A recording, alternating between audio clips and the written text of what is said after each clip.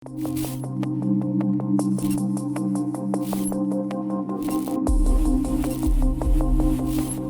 საქართველოს ეკონომიკაზე საუბრით ვაგრძელებთ. ამ დროისთვის ცნობილი არის იმპორტ-ექსპორტის მაჩვენებლები, ასევე ტურიზმის შემოსავლები, რაც უკვე მოგახსენეთ და კიდევ რა მნიშვნელოვანი პარამეტრებს გაგვაცნობს უკვე ლაშა ქავთარაძე გალტენთაგრტის ეკონომისტი. ჩვენც თქვენთან ერთად მოვისმენთ ახლა. დილამშვიდობის ლაშა. დილამშვიდობის. გისმენთ ყურადღებით ლაშა. მოდი დავიწყოთ ტურიზმით.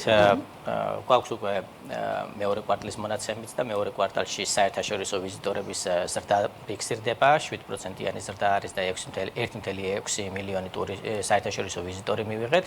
აქედან ჩაშლას რო შევხედოთ, ანუ ტურისტული ვიზიტები რამდენი იყო და ერთდღიანი ვიზიტები, ტურისტული ვიზიტები საკმაოდ კარგად არის გაზრდილი, 10.7%-ით გაიზარდა და ერთდღიანი ვიზიტორები კვლავ შემცირებას აჩვენებს, თუმცა ჯამურად მაინც ეს შემცირება გავლენას ვერ ახდენს, რადგან ასე ვთქვათ, ტურისტული ვიზიტების წილი საკმაოდ მაღალია, 80% არის და ეს განაპირობებს მთლიანი საერთაშორისო ვიზიტორების ზრდას. რამ განაპირობა ახლა ეს 7%-იანი ზრდა? ჩვენ თუ შევხედავთ ქვეყნების მიხედვით, ყველაზე მაღალი კონტრიბუცია ამ ზრდაში რუსეთიდან ვიზიტორებზე მოდის, შემდეგ არის აზერბაიჯანი, რუსეთიდან 16% გაიზარდა წლიურად მეორე კვარტალში ვიზიტორები, აზერბაიჯანიდან 46.7%-ით, ევროკავშირიდან გასულ წელს ხედავთ რომ კვარტალურ ჭრილში შემცირებები იყო და წელს უკვე მეორე კვარტალში საკმაოდ ძლიერი ზრდა არის, 20.5%-ით გაიზარდა, სომხეთი და ასევე ინდოეთი მოსდევს მაღალი კონტრიბუციით, ხოლო კლების მიმართულებით არის თურქეთიდან ვიზიტორები შემცირდა და ასევე ირანიდან ვიცით ეს მეორე კვარტალის ბოლოსკენ ისრაელ-ირანს შორის ასე ვთქვათ კონფლიქტმა გავლენა იქონია ვიზიტორების შემოდინებაზე. განსაკუთრებით ჭრილში ევროკავშირის ქვეყნები იმ ათეულში მაინც არ გვხვდება, ხო ლაშა?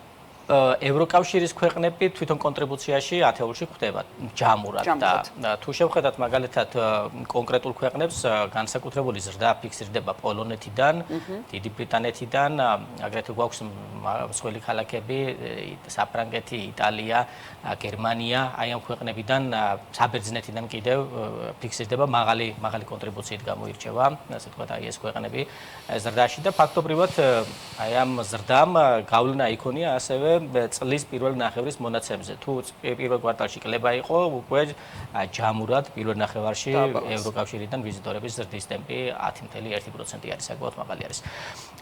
ეხლა რომ შევხედოთ თვითონ ასე ვთქვათ ჯამურად პირველ ნახევარში საერთაშორისო ვიზიტორების რიცხვს 2.8 მილიონი ვიზიტორი სტუმრობდა საქართველოს, ეს არის 4.6%-იანი ზრდა და აქედან ტურისტული ვიზიტები, რომელიც უფრო მაღალი მხარჯველობით გამოირჩევა, ესენი გაიზარდა 6.9%-ით. შემოსავლების ნაწილში მეორე კვარტალში ოფიციალურად არ არის, ასე ვთქვათ, საქართველოს ეროვნული ბანკი აფასებს ამ და ოფიციალურად აქვეყნებს ტურიზმის შემოსავლების სტატისტიკას, თუმცა ჩვენ წინასწარი შეფასებები გვაქვს გაკეთებული და მეორე კვარტალში საქართველოში დაახლოებით 1.2 მილიარდის შემოსავლები მიიღო ტურიზმის ინდუსტრიამ. ეს არის დაახლოებით 9.1%-იანი ზრდა იგივე წელიწელთან, ხოლო თუ შევხედავთ ჯამურად 2025 წლის იანვრიდან ივნისის მონაცემს, უკვე ტურიზმიდან შემოსავლებმა 2 მილიარდს მიაღწია და ეს არის 6.2%-იანი ზრდა.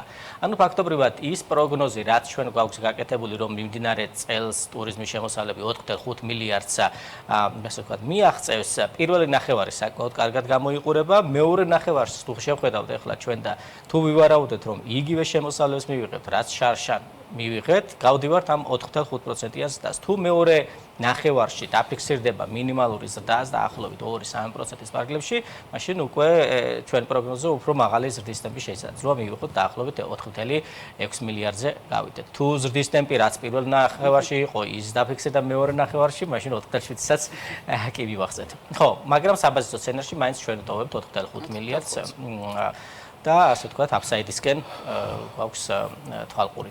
რაც შეეხება ახლა ტურიზმი ერთ-ერთი მნიშვნელოვანი არის, ხო, ამ სავალუტო შემოდინებებში და ამ სავალუტო შემოდინებებთან ერთად ზარდი არის სხვა წყაროების, მაგალითად ექსპორტი განაგრძობს ზრდას ივნისშიც გაზრდილი იყო და ჯამურად უკვე 13.7%-იანი ზრდა გვაქვს 2025 წლის პირველ ნახევარში, 3.2 მილიარდი არის.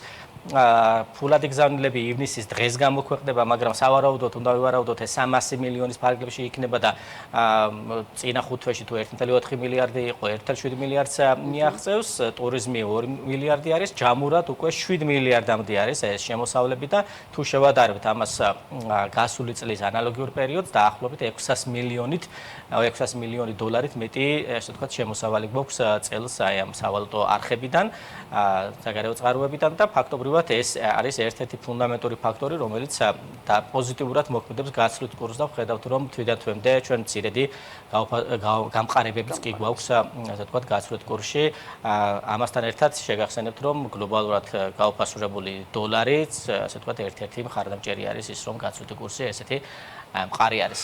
ამ ფონზე ხო, თუმცა ამ ფონზე ეს ორივე მიზეზი, რაც თქვენ ბრძანეთ, ანუ სავალუტო შემოდინებები და გაუფასურებული დოლარი არის ერთ-ერთი მთავარი წინაპირობა, რის გამოც იზრდება ჩვენი სავალუტო რეზერვებიც. დიახ.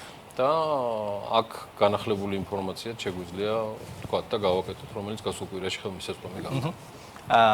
საერთაშორისო სავალუტო რეზერვებმა 4.7 მილიარდს მიაღწია ივნისის მდგომარეობით, წინა თვესთან შედარებით 103 მილიონით დოლარით გაიზარდა. ინტერვენციებზე სტატისტიკა ჯერ არ არის ცნობილი, თუმცა უნდა ვივარაუდოთ, რომ 200 მილიონზე მეტი შესაძლოა იყოს. 5 თვეში ჩვენ გვაქვს სების მიერ წმინდა შესყიდვები 614 მილიონი, თუ ამ 200-ს დავუმატებთ უკვე 800 მილიონზე მეტი გამოდის, ეს საკმაოდ, ასე ვთქვათ, კარგი არის, პოზიტიური არის იმისათვის, რომ რეზერვები შეივსოს, მას შემდეგ რაც ის გასულ წელს 4.4 მილიარდამდე ჩამოვიდა. ჩვენ ვფიქრობთ, რომ წლის ბოლომდე კიდევ გაგრძელდება ეს შევსება და 4.9 მილიარდს მიაღწევს. ანუ საერთაშორისო რეზერვებში ჩვენ 2024 წლიდან გვაქვს ოქროს კომპონენტი და ოქროს წილი მთლიან საერთაშორისო რეზერვებში მიმდინარე 16.1% შეადგენს. ლაშა, უღრმესი მადლობა მობრძანებისთვის და საინტერესო ანალიზისთვის და ინფორმაციის განახლებისთვის. ყოთ საინტერესოა ლაშა ქავთარაძის, გალტენ ტაგარტის ეკონომისტის მოსმენა.